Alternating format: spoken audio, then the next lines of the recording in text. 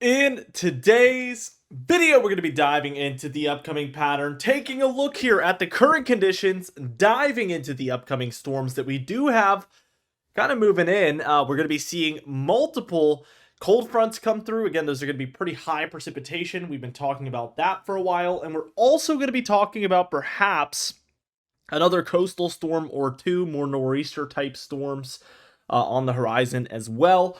There is cooler air on the way. There is your fair share of warmer air, as you've seen from the temperature model guidance. And I'm going to be honest with you guys, as far as I see the upcoming pattern, I don't think the models have the best handle on it. We've seen a lot of back and forth, not only on the temperatures and not even especially on the temperatures. I think they've had a better handle on the temperatures. They've been at least a little bit consistent, but the precipitation, I've seen a lot of back and forth. And we're going to talk about that later on, which does create a little bit of challenges with trying to figure out what the upcoming pattern is going to hold.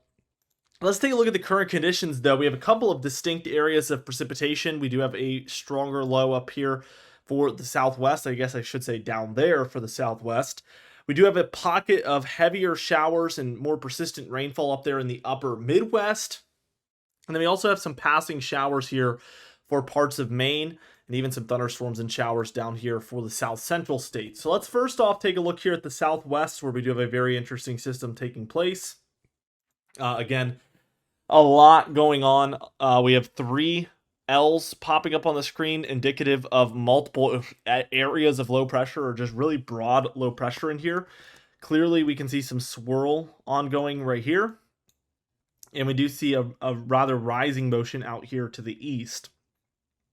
So we see probably the stormiest conditions up here for central California. There is these quicker moving showers for southern California into southern Nevada. This is just an overall pretty nasty system. Let's take a look down here at the south central states real quickly, where there is some passing showers and thunderstorms ongoing. We can see a couple of pockets of these around for New Mexico, Texas, even Oklahoma and Kansas up here. And then some more here near Santa Fe down there in New Mexico. Let's go ahead and take a look here at the north central states, where we do have a larger pocket of overall rainfall. And this is probably mostly just showers. I wouldn't expect there to be too much thunder. So a lot of South Dakota, Iowa, Minnesota, Wisconsin, and even some of the UP of Michigan here getting involved in some of these heavier showers, especially from Minneapolis into kind of the more like central and western regions of Wisconsin. They're dealing with some really heavy showers, so some heavier rainfall going on there. Let's quickly take a look at Maine, where we do have some coastal rainfall ongoing. As you can see, this is descending from north to south here. Really interesting stuff ongoing there as well. Just a rainy day, and they're kind of the last to see this rainfall moving out for the East Coast that we've been dealing with for a few days. Let's go ahead and move into some model guidance, talk about what is upcoming. As we take a look here at the overall just storminess here on the models, we're going to take a look here starting tomorrow on Wednesday the 15th. We do see this overall storminess does kind of come together a little bit better. We do see some snowfall here for the Sierra Nevada, parts of the Rockies as well, seeing some of that snowfall. Everywhere else is pretty much rainfall that we can see on screen here. And the pattern for now is relatively boring. I want to take us straight towards Thursday the 16th, where we do see a lot of precipitation across, again, the Rockies, Northern Plains, Upper Midwest here. Overall, there's a tandem of lows. I think that, we have broad low pressure. You can kind of look at it like we have a warm front, cold front type situation. That's kind of how I see this. So cooler air allowing for some of that Rocky Mountain snowfall, and we're getting more warm front type impacts up here for the Northern Plains and Upper Midwest. Meanwhile, that backdoor cold front is moving in, and all that means is typically our cold fronts kind of come from the northwest. This one is coming through the back door, in a sense, from the northeast. Moving forward towards Friday the 17th, our low goes ahead and moves further northward up into south central Canada. Cold front kind of dragging here across a lot of the plains and Midwest. We do see a warm front just to the north of the Great Lakes as well. Outside of that, not really too much to discuss. A little bit of showery action happening up there in the northwest. A little bit of more humid thunderstorms and showers kind of rising up from the Gulf up here in the south central states, but nothing too crazy. Saturday here on the 18th, we do see this low becoming a little bit more independent, a little bit more dominant, and we do see a dragging cold front with this one, as well as a warm front out to the east. So you can anticipate warmer, more humid air for a brief moment moving northward in what we would call the warm sector here underneath that warm front and out ahead of the cold front, because behind the cold front it's very cold and dry, and as you guys know, we typically see a pretty sharp decrease in temperatures as these cold fronts move through, and this is certainly no exception. An interesting thing that's developing here is a positive P&A. You guys hear me talk about this all the time, but we do see a ridge building out west. We see the ridge for the East Coast. Really, the only thing that this cold air can do is move into the central states and eventually out through the east behind this line of showers and thunderstorms along our cold front. By Sunday, we see this kind of swinging eastward. Sunday the 19th here, we see our low between, again, the Hudson Bay and Great Lakes. Cold front dragging underneath and moving towards the east. We do see the northwest as well as the southwest of Canada there, dealing with a mix of rainfall and snowfall depending on your elevation. This is just overall a really dynamic system, and really it's a dynamic location out there in the west. I mean, you have really low elevation and really high elevation.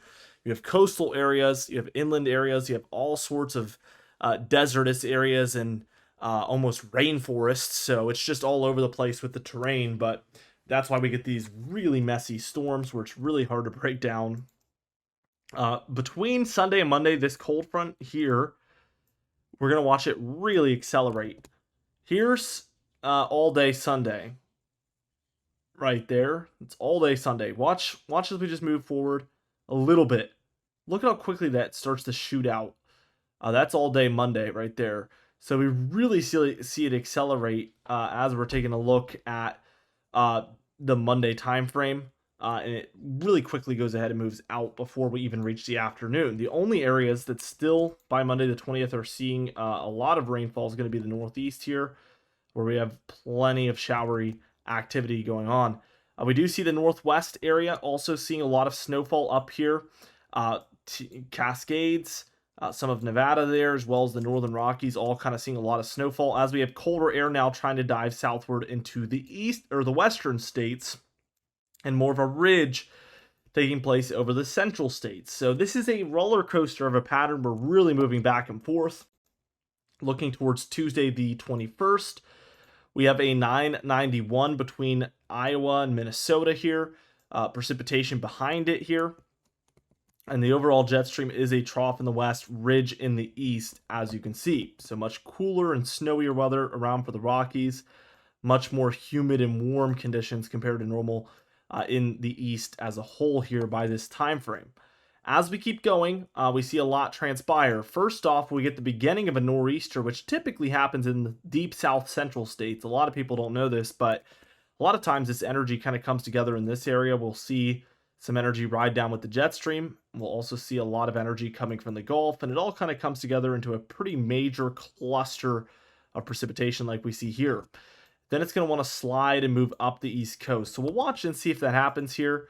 We do see it impact the southeast with some lower pressure, some overall storminess as well. Meanwhile, we see this trough move from the west to the east really quickly. A ridge builds out west as well as we're reaching towards that next weekend, which will be the 24th, Friday through Saturday the 25th here, and even into Sunday the 26th as well. And then finally, we start to warm up a little bit, but we do get a second coastal storm trying to move up the East Coast as well. So again, there is a few of those happening here. And the Northwest also continues to see activity even towards the end of the model run here. Looking at the total precipitation, we can see it's very different. This is what I was talking about earlier, where the models are really indecisive, because yesterday we had nearly none for the Deep South and a lot more in the Northeast. And if you ask me, looking at this, I feel like we're looking at the exact opposite of that, where there's actually an increase for the Deep South and Southeast, and we can see almost none for a good swath of the Mid-Atlantic and Northeast. So that's why I'm kind of pumping the brakes on this. I think that we're at a detrimental moment in the pattern where we're bound to kind of switch to something else, because we've just been stuck in Groundhog Day, which I hate because I make daily uploads and I just feel like sometimes every single video kind of feels and seems the same. Really don't enjoy that. I like when it's changing and there's new things to talk about and it's evolving, but we've just been really stagnant here for a while, guys. I've got to say, we do see plenty going on for the Northwest, North Central still, so that's stayed rather consistent. It's mostly the East that's just all over the place. Again, looking at the anomalies, it was the complete opposite yesterday if you go watch that video. These areas are now average to above average. It was below average. And these areas are now below average, but it was above average. So a complete flip overnight, and most of that's happening in the medium to long range. I just feel like there's a good chance this does a lot of flip-flopping, and yeah, the models don't have a good handle on this, in my opinion. Total snowfall. Looking at the entire model run, in every single model run, by the way, this has not changed from run to run at all. Cascades, Sierra Nevada, Rockies, all seeing accumulating heavy snowfall, heavy amounts, up to a foot or more in some of these areas, and I'm sure for the high elevations, multiple feet is possible. So we're moving towards that time of year where they're in their first peak of snowfall. The fall time is the first one for them. The springtime is the second one. Typically, that's when a lot of their snowfall is going to occur. Unlike a lot of areas in lower elevations where, you know, you're usually just looking at the winter time. They have two distinct snow seasons out there. Obviously, there is snow in the winter. It's just less of it than oftentimes the fall and spring.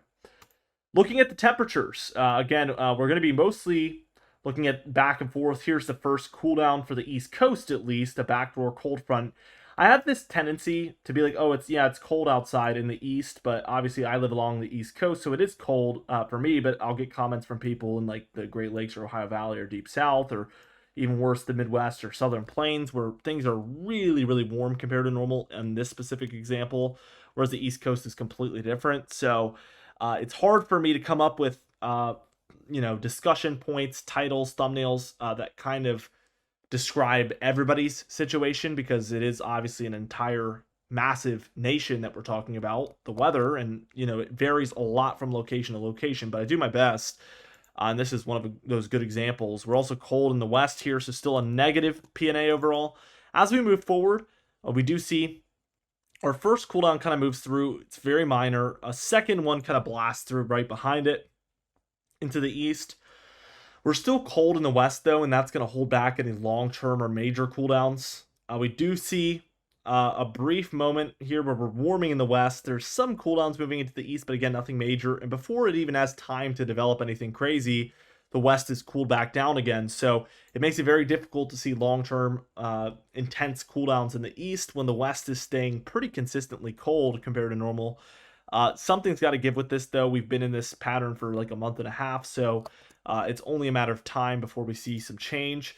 The GFS model, again, backdoor cold front, second cooldown, third cooldown, fourth cooldown in the east. We do end up in a warmer note for the west here on this model run, as opposed to the European model, which is the opposite of this. So again, even more kind of doubt between these models, which is just unfortunate, but it is what it is. We're going to try to break it down the best we can and get to the bottom of it. I am doubtful that today's video is, conclusive of that, just because we've seen such sudden changes over the past 48, 72 hours, something like that. I really feel like we need to wait until we're seeing some sort of day-to-day consistency from the models.